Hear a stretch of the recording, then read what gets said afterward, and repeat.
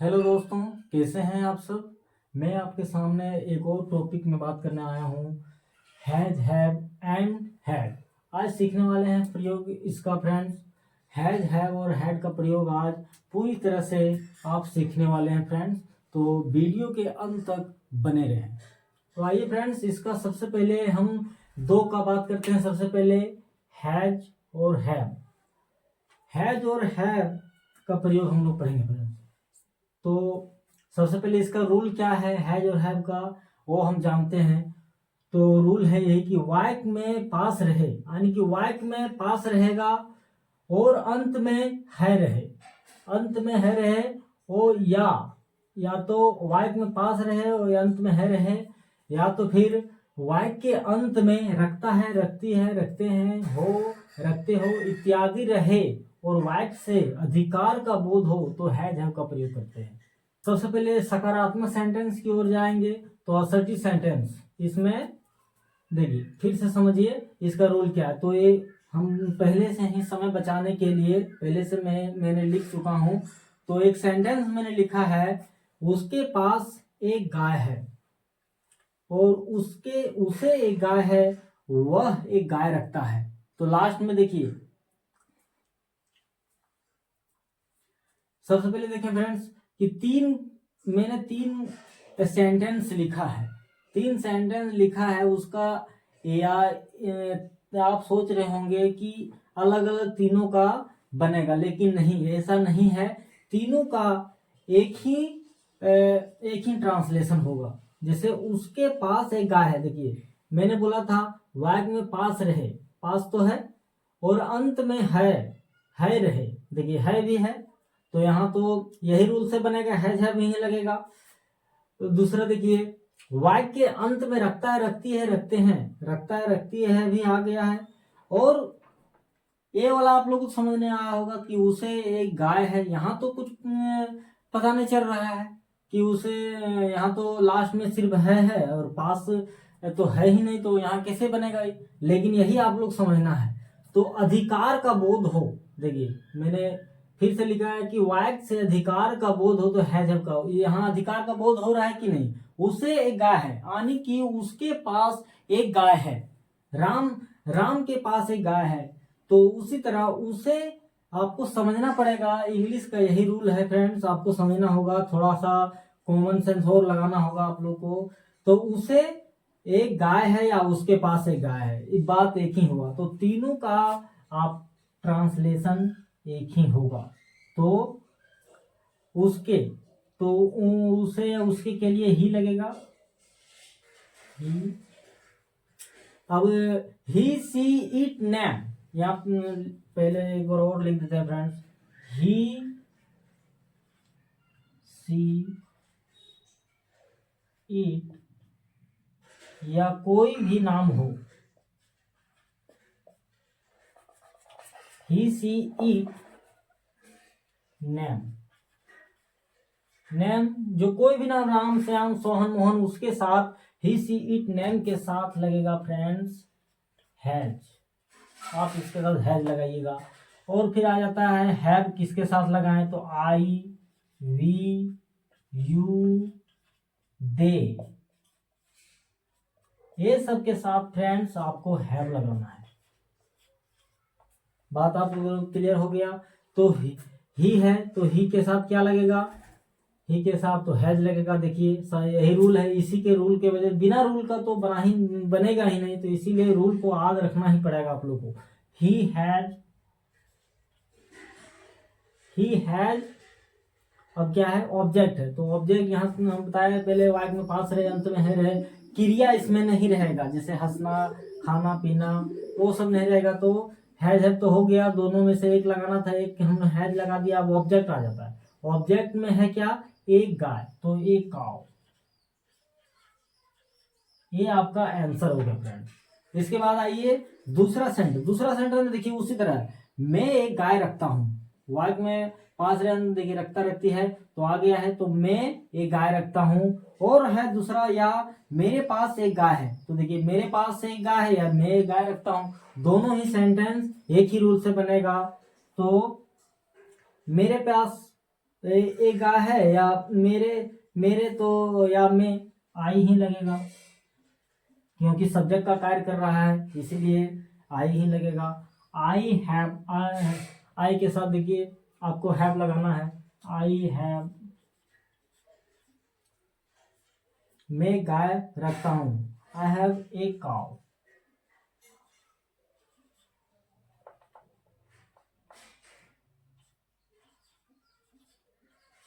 तो I hope guys आपने ये बढ़िया से समझ गए होंगे। मैं अब आता हूँ नेगेटिव सेंटेंस के बारे में। अब नेगेटिव सेंटेंस हम लोग पढ़ेंगे। असर्टिव सेंटेंस तो आप लोग क्लियर हो चुका होगा। अब नेगेटिव सेंटेंस की ओर बढ़ते हैं फ्रेंड्स। तो दोस्तों मैंने यहाँ पहले से ही लिख चुका हूँ नेगेटिव सेंटेंस के बारे में। इसका और रूल भी मैंने लिख लिया है और सेंटेंस भी मैंने लिख लिया है फ्रेंड्स। अब आप लोग समझना है। तो मेरे पास 4 कलमें नहीं है, तो कैसे बनाइएगा? रूल यही है। तो मेरे का क्या होगा? आई। आई के साथ लगेगा क्या? देख सकते हैं हैव, आई हैव। अब देखिए, अब आपको नो लगाना है या नोट लगाना है। नेगेटिव में आपको समझना पड़ेगा फ्रेंड्स। आपको आइए यहाँ समझाते हैं पहले। नोट, जब वाक्य में गणनीय संख्या 1 2 3 आदि रहे तो नोट का प्रयोग करते हैं नेगेटिव में। देखिए यहाँ मेरे पास 4 कलमे हैं, यहाँ तो यहाँ 4 कलमे यानी कि 1 2 3 4, यहाँ 4 कलमे हैं, यहाँ तो गणनीय संख्या आ गया, तो यहाँ पर नोट का प्रयोग होगा, ना कि नो का प्रयोग नहीं करेंगे। ये आप ऐसे समझिए कि काउंटेबल नाउन के साथ नोट लगेगा और अनकाउंटेबल नाउन के साथ नोट का प्रयोग करेंगे फ्रेंड्स। जैसे मान के चलिए मेरे पास 4 कलमें नहीं है, तो कलम क्या, कलम तो हम लोग गिन सकते हैं। तो यहाँ 4 पेन के बारे में बात हो रहा है, तो यहाँ नोट लगेगा, यानी कि काउंटेबल नाउन नोट लगेगा। और देखें अनकाउंटेबल नाउन क्या होता है? पानी हो गया, दूध हो गया, ऐसे ही बहुत चीज। तो देखिए तुम्हारे पास दूध नहीं, तो दूध को हम लोग गिन नहीं सकते हैं, तो यहाँ पर नो लगेगा, ना कि नोट नहीं लगा सकते। तो ऐसे ही समझ लिए आप। काउंटेबल नाउन है कलम, तो आई हैव नोट, नो या नोट लगाना है, नोट। अब ऑब्जेक्ट में क्या है? तो I have not four, four. I have not 4 pens, PENS। आप लोग बढ़िया से समझ चुके होंगे फ्रेंड्स, मुझे आशा है। तुम्हारे पास दूध नहीं है, तो यू के साथ हैव लगेगा, हैव। अब देखिए दूध को तो हम लोग गिन नहीं सकते, अनकाउंटेबल नाउन है, तो नो। तो यू हैव नो मिल्क, आपके पास दूध नहीं है। मुझे आशा है फ्रेंड्स आप बढ़िया से इसे सीख चुके होंगे।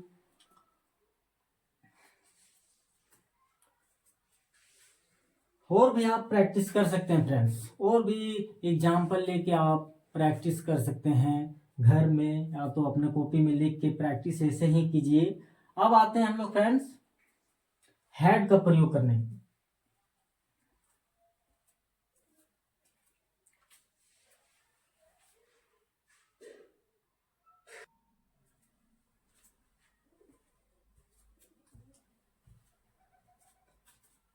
तो दोस्तों मैं एक ऐसा प्रयोग बताने वाला हूं आज, जो आपको YouTube के इतिहास में अभी तक आपको नहीं बताया गया होगा। खोज के थक जाइएगा, लेकिन ऐसा वीडियो आपको नहीं मिलेगा फ्रेंड्स। वो है ये वाला, subject plus do not have plus does not have plus object. आपको पहला वाला नियम जो है, पहला वाला रूल से ही आपको कोई भी किताब में मिल जाएगा, या तो कहीं लिखा हुआ मिलेगा, तो उसी तरह से बनाते होंगे। और अब आते हैं मॉडर्न इंग्लिश, जो आजकल के जो सेलिब्रिटी लोग बोलते हैं फ्रेंड, जो बड़े बड़े लोग जो फिल्म स्टार होते हैं, वो इस रूल के हिसाब से बोलते हैं।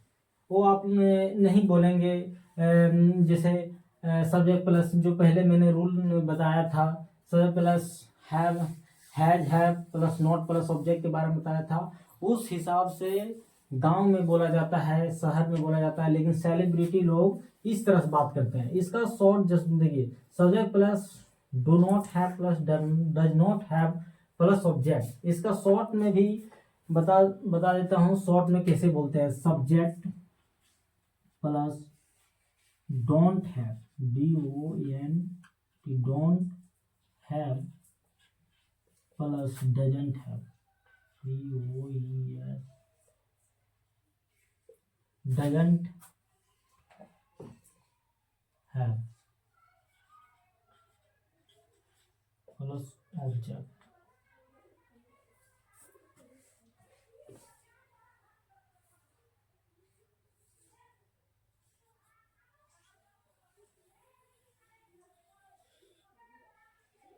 बड़े सेलिब्रिटी लोग ऐसे ही यही रूल से बात करते हैं। Subject plus don't have, doesn't have plus, इसमें हैज नहीं आएगा फ्रेंड, देख सकते हैं इसमें हैज आपको नहीं आएगा, हैव से ही बात करना होगा। डजंट हैव, डोंट हैव, यानी कि सिंपल प्रेजेंट टेंस के नियम से ही बनता है। तो आइए फ्रेंड्स इसका हम लोग बनाते हैं। तो आई मेरे है, तो आई के साथ तो डोंट लगेगा, तो DONT, don't have any pen, मेरे पास कोई कलमे नहीं है। I don't have any pen, इस तरह से आप बना सकते हैं, या पहले वाला भी रूल से आप बना सकते हैं। और देखिए ये वाला इससे हुआ, इससे या तो इस तरह भी बोल सकते हैं, I do not have any pens, I do not have any pens. तो इस प्रकार से फ्रेंड्स आप बना सकते हैं, पहले वाला रूल से भी बना सकते हैं, इस तरह से बना सकते हैं, किसी भी तरह से आप सेंटेंस को बना सकते हैं। इसी तरह आप नेगेटिव इंट्रोगेटिव सेंटेंस हो जाता है। इंट्रोगेटिव सेंटेंस तो आप बना ही सकते हैं, क्या मेरे पास कोई कलमे नहीं है, इस तरह भी आप बना सकते हैं। तो अब आते हैं हम लोग फ्रेंड्स हैड का प्रयोग में। आप बढ़िया से इसे सीख चुकेंगे, मुझे आशा है।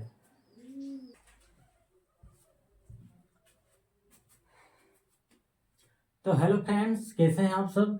मैंने यहाँ हैड का हम लोग प्रयोग पढ़ेंगे। तो हैड का मैंने सारा रूल यहाँ पर मैंने उतार दिया। ये बहुत ही आसान है फ्रेंड, हैव आपने सीख लिया तो समझो ये वाला ही भी आपने सीख ही लिया है। जैसे देखिए वाक्य में पास रहे और अंत में था रहे, इसमें देखिए उसमें था, वाक्य में पास रहे और अंत में है रहे, इसमें था रहेगा क्योंकि पास्ट की बात करेगा।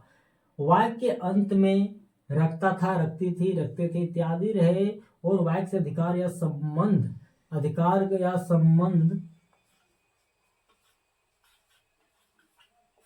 का बोध हो तो हैड का प्रयोग होता है। उसमें क्या था, उसमें था कि है था, अंत में है रहता था, इसमें था रहेगा, और वाक्य में रखता था, रखती थी, रखते थे इत्यादि रहे, तो वाक्य से संबंध या अधिकार का बोध हो तो हैड का प्रयोग होता है।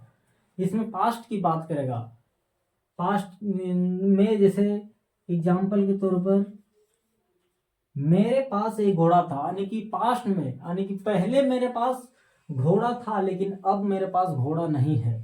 और उसमें क्या था, मेरे पास एक घोड़ा है, यानी कि हैज में बात करता था कि प्रेजेंट में अभी है, मेरे पास एक घोड़ा है, लेकिन ये पास्ट की बात कर रहा है। मेरे पास एक घोड़ा था लेकिन अब नहीं है, उसका कहने का मतलब यही है। तो इसको कैसे बनाएंगे, इसमें बहुत ही आसान है। उसमें हैज का प्रयोग होता था, तो ही सी इट नेम के साथ हैज लगता था, आई वी यू के साथ हैज भी लगता था। तो इसमें वैसा नहीं है, इसमें सभी सब्जेक्ट के साथ आपको हैड लगाना है, हैड का प्रयोग होगा फ्रेंड। तो आप लोग के लिए एक तो आसान हो गया। तो अब मेरे तो आई हैड जब ऑब्जेक्ट आ जाता है तो आई हैड ए हॉर्स, मेरे पास एक घोड़ा था, I had a horse. Ram के पास एक बिल्ली थी लेकिन अब नहीं है, पास्ट की बात कर रहा है। Ram had a cat. तो फ्रेंड्स ऐसे ही आप लोग को बनाना है, तो आप लोग को ये बढ़िया तरीके से समझ आ गया होगा। अब आते हैं नेगेटिव सेंटेंस फ्रेंड। यहाँ आप नोट कर देंगे हैड के बाद नोट प्लस ऑब्जेक्ट। अब यही इसी में मेरे पास एक घोड़ा नहीं था, अब देखिए इसी को हम लोग बदल देंगे। मेरे पास एक घोड़ा नहीं था। I had not a horse.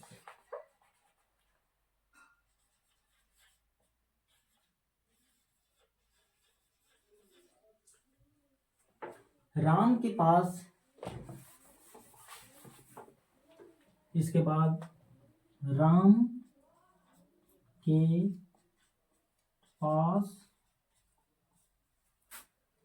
समय नहीं था।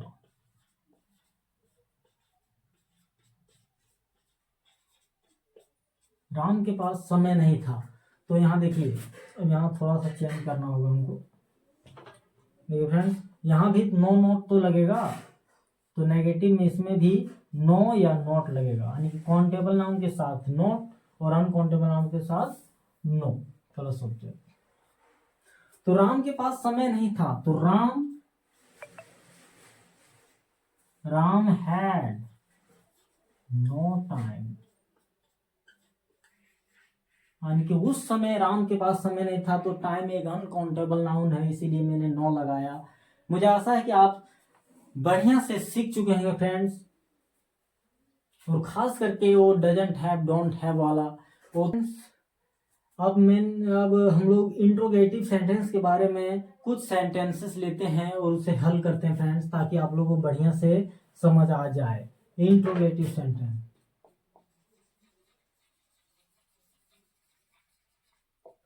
Interrogative sentence.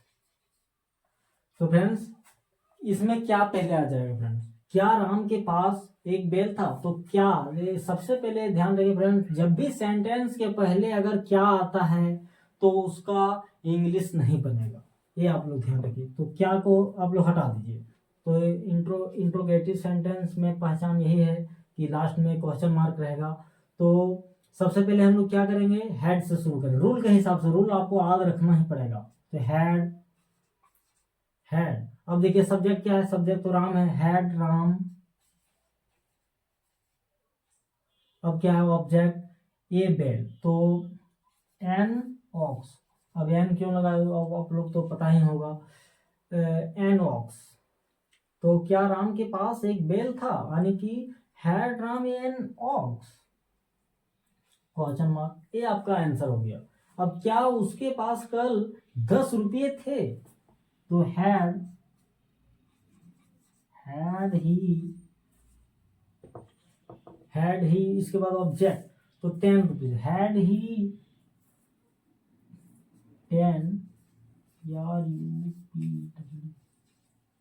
रुपीज अस्टरडे, कल का YESTERD।